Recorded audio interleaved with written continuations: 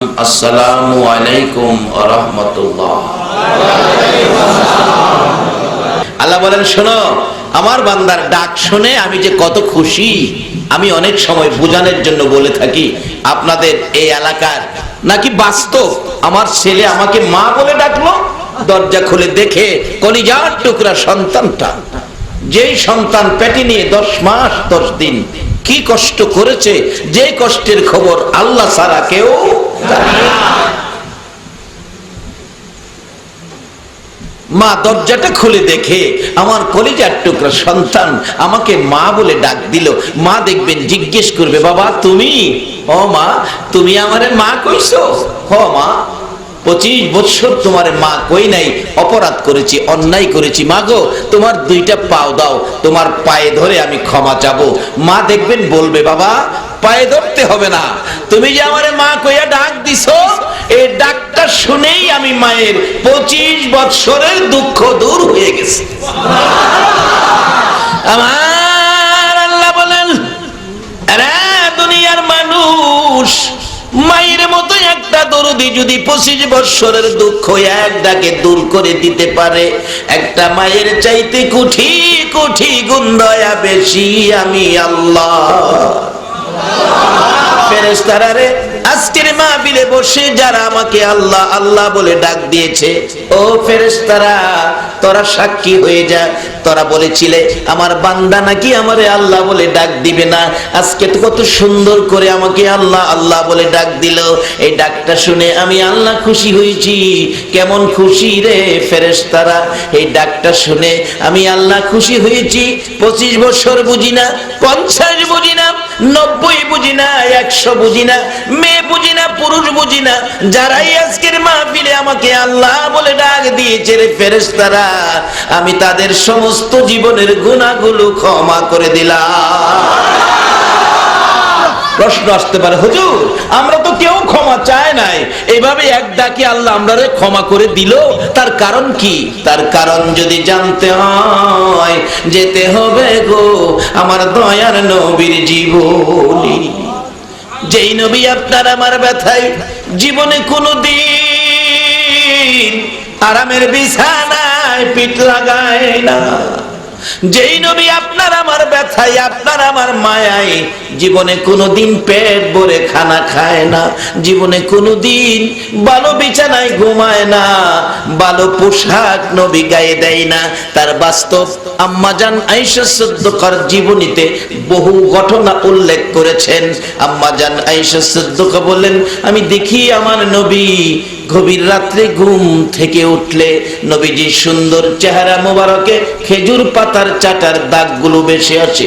ভাবলাম নবীর ঘুম ভালো হয় নাই, বিদায় ঘুম থেকে উঠে চোখের পানি ছেড়ে কাঁদছে। পরের দিন ঘুমাইবার আগে আগে বিছানাটা নরম করে দিলেন, নবী পাকের ঘুম বেশি হলো। আমার নবী ঘুম থেকে উঠে এতিমের মতো বসে বসে কাঁদছে। আম্মাজান আয়েশা সিদ্দিকা পাশে বসে প্রশ্ন করলেন, ইয়া রাসূলুল্লাহ আজকে কেন কাঁদেন? কালকে কেঁদেছেন, বুঝেছি বিছানার জন্য কাঁদছেন, কষ্ট হয়েছে। আজকে তো বিছানা নরম করে দিয়েছি, কষ্ট হয় নাই, আজকে কেন বসে বসে কাঁদতেছেন? নবী গো কান্দার কারণ কি আমি আয়েশা জানতে চাই। আমার নবী বলেন, আয়েশা রে, এই বিছানা আর কোনোদিন নরম করে দিও না রে আয়েশা। হুজুর কালকে ঘুম থেকে উঠার পর আমি আপনার চেহারা মুবারকে দাগ দেখে আমার কষ্ট হয়েছে, বিদায় বিছানা নরম করে দিলাম।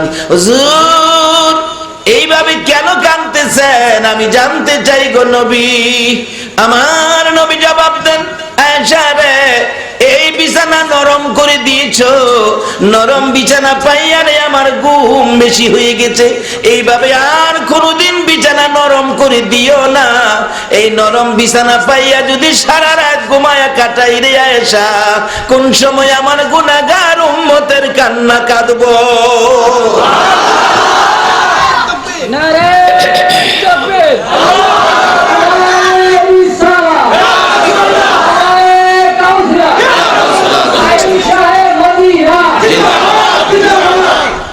মাশাআল্লাহ, সবাই বলুন জিন্দাবাদ জিন্দাবাদ নবীর সেনা, জিন্দাবাদ জিন্দাবাদ জিন্দাবাদ নবীর সেনা, জিন্দাবাদ। আমল করো নামাজে রোজা কায়েম করো সুন্নিয়াত, আমল করো নামাজে রোজা কায়েম করো সুন্নিয়াত। জিন্দাবাদ জিন্দাবাদ নবীর শানা জিন্দাবাদ, জিন্দাবাদ জিন্দাবাদ নবীর শানা জিন্দাবাদ। নবীজির আশিক যিনি মরেও মরে না তিনি, নবীজির আশিক যিনি মরেও মরে না তিনি। কাফন পরে ঘুমিয়াছে গাউসুল আজম বগদাদ, কাফন পরে ঘুমিয়াছে গাউসুল আজম বগদাদ। জিন্দাবাদ জিন্দাবাদ নবীর শানা জিন্দাবাদ। বাবার ভাইরা, যেই নবী জীবনে কোনোদিন আরামের বিছানায় ঘুমায় না, রাত্র ভরে ঘুমায় না, উম্মতের মায়ায় কান্দে। এই জন্যই তো আজকে একটা ডাক দেওয়ার পর আমার আল্লাহ আমাদেরকে মাফ করে দিলেন। আম্মা জান আয়েশা সিদ্দিকা বলেন, কেন এই নবীর উম্মত মাপ পাবে না? আমি দেখেছি আমার নবী উম্মতের মায়ায় কত, উম্মতের ব্যথায় কত ব্যতীত। আমার নবী গোসল করে হুজরায় ঢুকলে অনুমতি চাইলাম, ইয়া রাসূলুল্লাহ অনুমতি দেন, আপনার চেহারা মুবারকে তোল মালিশ করব। অনুমতি পাইয়া তোল মালিশ করার জন্য যাইয়া দেখি আমার নবীর চেহারা এত সুন্দর, চোখ ফিরানো যায় না। এই সুন্দর চেহারার মাঝে মাঝে কালো কালো দাগ গর্ত হয়ে আছে।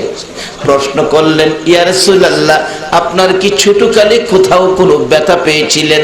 কেন রে আয়েশা, মাঝে মাঝে কালো দাগ গর্ত হয়ে আছে, ছোটকালের দাগ বড় হইলেও মুছে যায় না।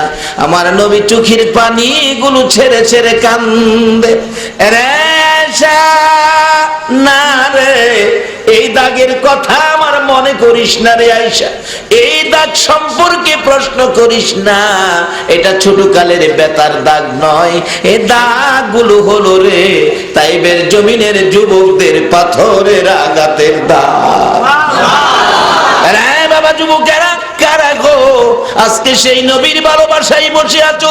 তোমাদের মতোই এক বয়সের যুবকেরা একদিন আমার নবীকে মারতে মারতে 3 বার করে বেহুশ করে সারা চেহারায় কালো দাগ বসিয়ে দিয়েছিল। আজকে যারা সেই নবীর ভালোবাসায় বসে আছো, আমার মন বলে তোমাদেরকে না লইয়া আমার নবী ফুলসিরাতের ফুল পার হবে না। আম্মা জান আয়েশা সিদ্দিকা বলেন, ইয়া রাসূলুল্লাহ এই দাগগুলি যদি তাইবের জমিনের পাথরের আঘাতের দাগ হয়, নবী গো এখন দেখলে আমারও কষ্ট হবে গো নবী, যেহেতু মায়ের দাগ আমিও সইতে পারবো না। হুজুর আমি জানি আপনার দোয়া আমার আল্লাহ কবুল করেন, একটু দোয়া করে দেন দাগগুলো যেন পরিষ্কার হয়। আমার নবী কান্দে, রে আয়েশা এই কথাটা আর কোনদিন বলবি না, এই দাগ আমি দোয়া করে পরিষ্কার করব না রে আয়েশা। হাসরের জমিন যেদিন কায়েম হবে রে আয়েশা, মাথার কাছাকাছি সূর্য চলে আসবে, সূর্যের তাপে মাথা ফেটে যাবে, মগজ গলে নাকে মুখে কানে দিয়ে বাহির হবে, জিহ্বা পানির পিপাসায় পায়ের নিচে চলে যাবে, মাটি তামা হয়ে আগুন জ্বলতে থাকবে। ওই দিন আমার গুনাহগার উম্মতেরা রে বিপদে পড়ে যাবে, বিপদে পড়ে নবী খই বলে কাঁদবে। ওই উম্মতের কান্না আমি নবী ছাড়া কেউ শুনবে না রে আয়েশা। আমার উম্মতের কান্না শুনে আমি সইতে পারবো না, একটা দৌড় মেরে আল্লাহর আরশের কিনারে যাব, এক একটা পাথরের আঘাতের দাগ আমি আল্লাহর দরবারে তুলে ধরে ডাকবো, বাবু আমার তাইবের জমিনের পাথরের আঘাতের দাগ তোমার দরবারে হাজির করে দিলাম, এক একটা দাগের বিনিময় কোটি কোটি গুনাহগার উম্মতের মাফ করে দাও। আমার আল্লাহ বলেন, বন্ধু গো তাইবের জমিনের পাথরের আঘাতের দাগগুলো উম্মতের নাজাতের জন্য রেখে দিলা। আমি আল্লাহ তোমাকে কত ভালোবাসি, তোমার 63 বছর জিন্দেগির মধ্যে কোনদিন তোমার সুন্দর চেহারায় আমি আল্লাহ একটা মশা মাছি বসতে দেই নাই, একটা পোকামাকড় কামড় দিতে দেই নাই। ওই চেহারার পাথরের আঘাতের দাগ উম্মতের নাজাতের জন্য রেখে দিলাম। যাও বন্ধু, কথা দিলাম তোমার উম্মত যারা হবে গো, তোমাকে যারা ভালোবাসবে, তোমার আদর্শে যারা চলবে, তোমার উম্মতের পরিচয় দেখাইতে পারলে মাপ চাইতে হবে না। তোমার উম্মত বলে আমি আল্লাহ তাদেরকে মাফ করে দিব। যে নবীর উম্মত হইলে মাপ চাইতে হয় না, এইভাবে মাপ দেয়। কারণ হলো আমাদের ব্যথায় নবী কাঁদছে। আজকে সে নবীর উম্মত হতে আপনারা কি রাজি আছেন?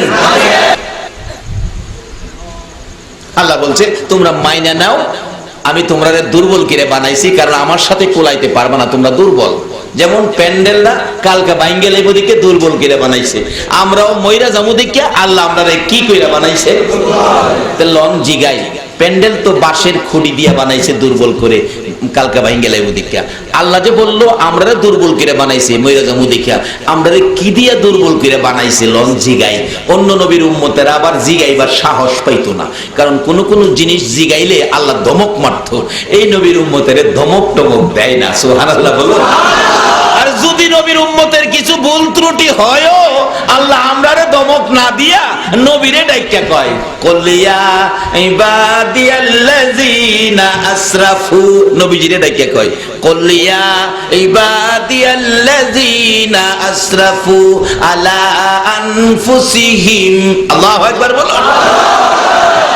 লা তাকুনাতু মির রাহমাতিল্লাহ ইন্নাল্লাহা ইয়াগফিরুয যুনুবা জামিআ ইন্নাহু হুয়াল গাফুরুর রহিম। আমরার দমক দেয় না, নবীরে ডাকে কয়, নবী গো আমার বান্দারা গুনাহ করছে, আমারে ভয় পাইতাছে, আপনি নবী কইয়া দেন। আল্লাহ নিজে কয় না, নবীরে দিয়া কয়, নবী গো আপনি নবী বইলা দেন, তারা গুনাহ করলে করছে, গুনাহ লইয়া যেন আমার রহমত থেকে দূরে সরে না যায়। গুনাহগাররে ডাহে আল্লাহর রহমতের আশায় থাকতেন। আর অন্য নবীর উম্মত গুনাহ করলে সঙ্গে সঙ্গে আযাব গজব দিয়া শেষ করে দেয়। আর আমরা আখিরি নবীর উম্মত বিধায় আমরা ডাহে গুনাহ লইয়া আল্লাহর রহমতের আশায় থাকতাম, রহমত থেকে দূরে সরে না যাইতাম। যদি রহমতের আশায় থাকি, আল্লাহ কি বলছে? ইন্নাল্লাহা ইয়াগফিরুয যুনুবা জামিআ, সব গুনাহ জমায়া, ইন্নাহু হুয়াল গাফুরুর রহিম, আমি মাফ করে দেই। নবীর সাথে ফাইসালা কইরা লাইছে 1400 বছর আগে আমরা যে মাফ করে দিই। যে নবীর উম্মত হইলে 1400 বছর আগে মাফের ফাইসালা হয়, এ নবীর উম্মত হইতে আপনারা কি রাজি আছেন? লন না জিগাই, আল্লাহ আমরা কিদ্দা বানাইছেন দুর্বল কইরা, প্যান্ডেল তো বাঁশের ফালাদা বানাইছে, আমরা দুর্বল কইরা কি দিয়া বানাইছেন? আরো 90 রাকাত নফল নামাজের বাজেট হয়ে গেল আপনাদের। আল্লাহ ঘোষণা দিয়েছে কোরআন শরীফ, ইন্না খলাকনাল ইনসানা মিন নুতফা। কোরআন শরীফ আল্লাহ বলছে এমন এক জিনিসটা বানাইছি বান্দা, বাহাদুরি করিস না, অহংকার করিস না, তাকাব্বুরি করিস না, বড় দুর্বল জিনিস দিয়া তোরে বানাইছি। ইন্না খলাকনাল ইনসানা মিন নুতফা। তাই তুমি মেনে নাও তুমি যে মরে যাইবা, তাইলে আমরা কি মানলাম মরতে যে হবে? কিন্তু মরতে যে হবে, মরার পরে যাইবেন কোন ঠিকানা? ঠিকানাটার নাম বলুন তো, সবাই বলুন। এই যে কবরে যে যাবেন, কবরের অবস্থা কেমন কেউ কি খবর নিছেন? আজকে বিদেশ গেলে খবর নেই, মা একদিকে খবর নেই, বাবা আরেকদিকে খবর নেই, বড় ভাই আরেকদিকে যায় খবর নেই। আমার ভাইটা দুবাই যাবে, এলাকাটা কেমন, পরিবেশ কেমন, বেতন কেমন, খাবার দাবার কেমন, সুখ সুবিধা আছে কিনা, এত খবর নিলেন। অথচ ভাইটারে পাঠাইলেন, সুবিধা না হয় 6 মাস পরে আবার ফিরা আইসা পড়তে পারবে, তারপরেও এত খোঁজ খবর নিলেন। যেই কবরে গেলে আর জীবনে আসা যায় না, এই কবরে যাওয়ার আগে তো একদিন কেউ খবর নিলেন না কবরটা কেমন।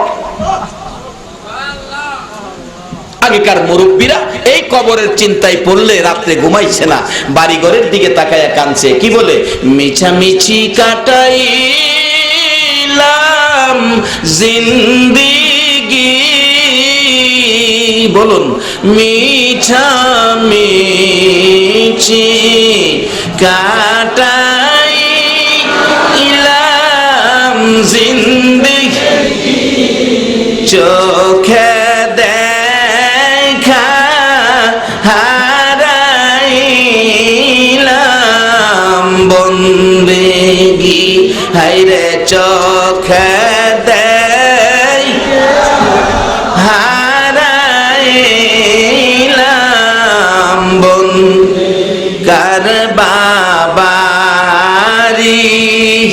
কার বাগর কার বা কি কার বাবারি কার বাগর কার বা কি অন্ধকার কবরে হবে বসতি হাইরে অন্ধকার কবরে হবে কোন কবরে বসতি হবে? অন্ধকার। কোন কবরে বসতি হবে? বড় বড় বাড়িতে শুয়াও মুরব্বীরা কাঁদতেন এই চিন্তায়, অন্ধকার কবরের বসতি। আমরা প্রত্যেকে একদিন অন্ধকার কবরের বসতি হইতে হবে কিনা বলুন? কিন্তু কবরটা যে কি অবস্থা, কত বিপদ, এই খবর তো আমরা কেউ নিলাম না। রাসূল বলেছে এক একটা কবরে ৯৯টা করে সাপ থাকবে। কয়টা সাপ? কে বলেছে? নবীজির কথা কি সত্য? ও নবীর আশিক, নবীর একটা ওয়াজ বাড়িতে নাও, ৯৯টা সাপ। এমন কবরে যদি কারো মা বাবা থাকে, মা বাবার জন্য দুয়ার মাহফিল করা সন্তানের দরকার আছে কিনা? এই সন্তান একটাই পাইলাম আপনাদের আজিম পাড়া ঈসানগরে। কেমন বাবা কেমন মা এই সন্তান জন্ম দিলেন, মা বাবাকে ভুলে নাই, বাবাকে কবরে রেখে এত বড় দুয়ার মাহফিলের আয়োজন করেছে। কত টাকা খরচ মা বাবার উদ্দেশ্যে খরচ করেন, তার বাস্তব কি হবে? একজন আল্লাহর ওলির জীবনী। আল্লাহর ওলি কবরের পাশে দিয়া, কবরস্থানের পাশে দিয়া রাস্তা হাইটা যাইতেছে, এমন সময় দেখে এই পাশে কবরের পাশে, রাস্তার পাশে কবর, একটা লোকের কবর, আযাব, ভীষণ আযাব হইতেছে। আল্লাহর ওলি অন্তরের চোখে দেখে লোকটার কষ্ট, উনি আফসোস করতেছেন, বাবারে তোমার কি কোনো সন্তানাদি নাই? দুনিয়ার থেকে তোমার জন্য কিছু দোয়া খায়ের করবে, সব রেসানি পাঠাবে। ওই লোকটা বললেন, হুজুর আমার কেউ নাই, আমার আগেই সব মৃত্যুবরণ করেছে, ছোট্ট একটা বাচ্চা মেয়ে আমি রেখে আসছি, আর কেউ নাই। মেয়েটা কোথায়? বললো কার বাড়িতে জানি কাজ করে খায়, বাচ্চা ছোট, কিছুই ছিল না। হুজুর তালাশ করে মেয়েটারে বাহির করলেন, মেয়েটা পুকুরে গোসল করতেছে। বললেন, মাগো তোমার বাবার কবরে ভীষণ আযাব, তোমার বাবার কষ্ট সহ্য করা যায় না। মেয়েরা সাধারণত বাবার লাগে মায়া একটু বেশি। মেয়েটা কাঁদতেছে, হুজুর আমি কি করব আমার বাবার জন্য? বাবা কিছু ক্ষয় খরচ করো, কিছু দোয়া খায়ের ব্যবস্থা করাও। মেয়েটা কাঁদতেছে, হুজুর 10টা পায়ও নাই, আমি কি করব বাবার জন্য, আমি যে গরিব। অবশেষে বাবার কষ্ট সহ্য করতে না পেরে কিতাব লেখে ডাকতেছে, হুজুর আল্লাহওয়ালা মনে হয়, আল্লাহর ওলি মনে হয়, আপনি একটু কাছে আসেন, আমি তো গোসল করতেছি, এই পুকুরের পানির কাছে আসেন, আমার কিছুই নাই খরচ করার মতো, আমি পুকুরের পানি খরচ করে আপনার পায়ের ধুলিবালিগুলো পরিষ্কার করে দেই, আপনি দোয়া করেন আল্লাহ যেন আমার বাবার কবরের আযাব পরিষ্কার করে দেয়। আল্লাহ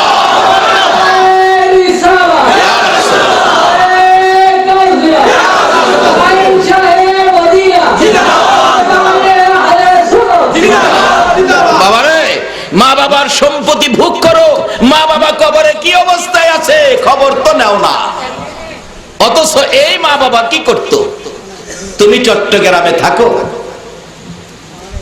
সপ্তাহে সপ্তাহে বাড়িতে আসো, রাত্রে 10টা হলে গ্রামের বাড়িতে তুমি এখনো আসতেছো না, তোমার বাবা বাস স্ট্যান্ড যায় দাঁড়াইয়া থাকতো।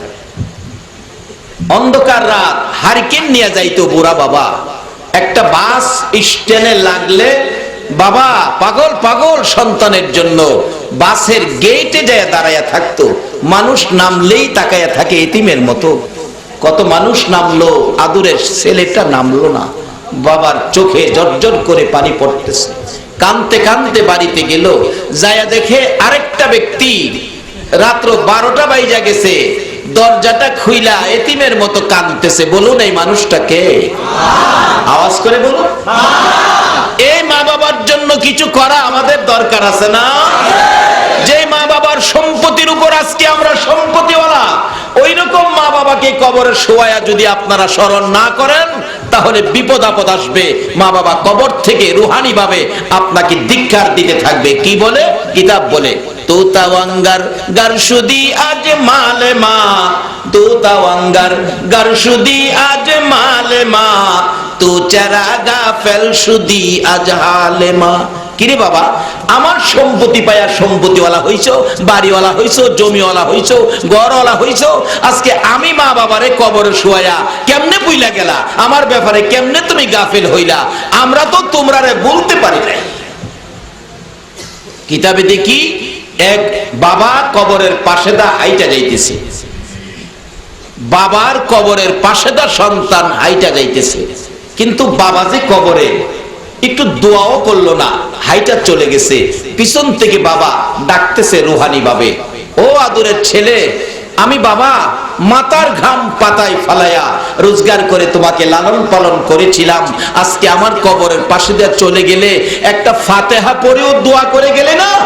আরে তুই সন্তান যদি কবরও থাকতি, আমি বাবা কি তোর কবরের পাশে দা হাইটা যাইতে পারতাম না?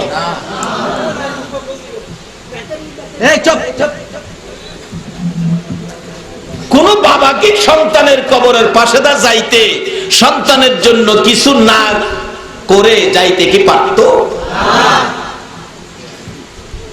বলতেছিলাম কবর থেকে মা বাবা ধিক্কার দেয়, কি বলে? সম্পত্তি আমার, বাড়ি আমার, ঘর আমার, আজকে আমারে ভুলে গেলি, আমরা তো তোমারে ভুলি নাই। কাজেই মা বাবার জন্য কিছু করা আমাদের দরকার। করলে কি হয় সেটা বাস্তব বলতেছিলাম। অলির জীবনী, উনি বলেন, বাচ্চা মেয়েটা আমার পায়ের দুলিবালি, পুকুরের পানি কিছুই তো নাই, পুকুরের পানি খরচ করে আমার পায়ের দুলি সরাইয়া বাচ্চাটা কাঁদতেছে আর বলতেছে, হুজুর আমি আপনার পায়ের দুলি সরাইছি, আল্লাহরে বইলেন আল্লাহ যেন আমার বাবার কবরের আযাব সরায়। এটুকুন শেষে আল্লাহর ওলি আবার ফিরা যাইতে কবরের পাশে যায়া দেখে তার বাবার কবরটা বেহেশতের ফুলের বিছানা করে দিয়েছে। আল্লাহর ওলি জিজ্ঞেস করলেন, কি রে বাবা, কিছুক্ষণ আগে তোমার ভীষণ আযাব ছিল, আর এখন তোমার আযাব নাই, বেহেশতের বাগান, ফুলের বিছানা। ওই কবরের ব্যক্তি বলছে, হুজুর আপনি যখন আমার মেয়েকে তালাশ করে কিছু করার জন্য বলছিলেন, মেয়েটা তো কাঁদছিল, আমার কিছুই নাই, পুকুরের পানি খরচ করলো কে, যেহেতু তার কিছু নাই, পুকুরের পানি খরচ করে যখন আপনার পায়ের দুলি সরাইয়া বলছিল, আল্লাহ আমি তোমার ওলির পায়ের দুলি সরাইলাম, তুমি আমার বাবার কবরের আযাব সরাও। হুজুর এটুকুর বিনিময় আল্লাহ আমাকে মাফ করে বেহেশতের বাগানে বসায়া দিয়েছে। এই আল্লাহ কি এখনো আছে? তাইলে এই আল্লাহর দরবারে মা বাবার জন্য কিছু করা দরকার আছে কিনা? ও মুসলমান, সব বইলো, মা বাবারে বইলো না। যে মা বাবার ওয়াজ কোরআন শরীফে আমার আল্লাহ করেছে, অথচ আল্লাহর মা বাবা নাই। আমার নবী করেছে, অথচ নবী মা বাবার ব্যাপারে কত দুঃখের দুঃখী, জীবনে কোনোদিন একদিন বাবা কইয়া নবী ডাকতে পারে না। নবী আমার কত ব্যথাই ব্যতীত নবীজির চাচা, নবীজির আপন চাচা হযরতে আব্বাস রাদিয়াল্লাহু তাআলা আনহুর জীবনী। আল্লাহু আকবার বলো। হযরতে আব্বাস বলেন, রবিউল আউয়ালের 12 তারিখ আমার ভাতিজা দুনিয়ার জমিনে আগমন করেছে। ভাতিজাটা আমার এতিম, বাবা নাই, কিন্তু কাজের ঝামেলা ব্যস্ততার কারণে ভাতিজাটাকে দেখতে যাইতে পারি নাই। দেখার সুযোগ করেছি 3 দিন পর। 3 দিন পর 12 তারিখ দুনিয়াতে আসলে 3 দিন হয়ে গেলে বলুন চাঁদের কত তারিখ হয়েছে? 15 তারিখ রাত্রে গভীর রাত্রে নবীজির আপন চাচা হযরতে আব্বাস বলেন, বাতিজাকে দেখার জন্য নিজেকে নিজে চাপ দিলাম, এরে আব্বাস, বাতিজা হইল বাবা নাই, তুমি চাচা হইতো বাতিজারে কোলে নিতে হবে, কেমনে রে 3 দিন পর্যন্ত দেখতে গেলি না? আব্বাস 3 দিন পর গভীর রজনীতে রওনা হয়েছে আপন ভাতিজাটাকে দেখবে। যাইয়া গভীর রাত্রে নিরিবিলি যাইতে যাইতে আমেনার ঘরের পাশে যাইয়া দেখে ঘরের ভিতরে এত সুন্দর লাইট দেখা যায়। তখন তো জেনারেটর ছিল না, বিদ্যুৎ ছিল না। নবীজির চাচা আব্বাস বলেন, এত বড় লাইট কোত্থেকে আসলো? দেখি ঘটনাটা কি। দরজার কিনারে দাঁড়ায়া দরজার ফাঁকি দিয়ে ভিতরে তাকায়া দেখে, গো এটা দিয়ে দুনিয়ার অন্য কোনো লাইট নয়, এটা দিয়ে আমার ভাতিজা পূর্ণিমার চাঁদের চাইতে সুন্দর দেখা যায়। আব্বাস বলেন, রে আব্দুল্লাহ, দেখা গেলি না তোর কেমন সন্তান হইছে, যাকে এক নজর দেখলে কলিজা ঠান্ডা হয়ে যায় রে আব্দুল্লাহ। আর আব্দুল্লাহর দিকে তাকায়া ডাইকা ডাইকা কাঁদতেছে নবীজির চাচা আব্বাস, আপন চাচা ছিলেন। অবশেষে ভাবলেন দেখবো মন ভরে ভাতিজাকে। দরজার ফাঁকি দিয়ে তাকিয়াছে, কাউরে ডাক দেয় না। আবার দেখে আমার নবী শিশু নবী যেই দুলনাটার মধ্যে শোয়া ছিল, কাছে কেউ নাই, মানুষ নাই, মানুষ ছাড়াই দুলনাটা এইভাবে দুলতেছে। হযরতে আব্বাস বলেন, এ কি আশ্চর্য, মানুষ সারা দুলনা দুলবে কিভাবে? দেখি আরো কি ঘটনা ঘটে। আবার দেখে আমার নবী দুলনায় শুয়ে এই আঙ্গুল মোবারক আকাশের দিকে উড়াইয়া, আকাশের পূর্ণিমার চাঁদ, 15 তারিখের চাঁদ, একবারে ভর্তি চাঁদ। আমার নবী আঙ্গুল ইশারা করে চাঁদটা যেদিকে নিতে চাই, নবীজির আঙ্গুল মুবারক যেদিকে যায় আকাশের চাঁদ সেদিকে যায়। ডান দিকে নিলে ডান দিকে যাই, বাম দিকে নিলে বাম দিকে যাই। আমার নবী আঙ্গুল ঘুরাইলে আকাশের চাঁদ আঙ্গুলের সাথে ঘুরে। আল্লাহু আকবার।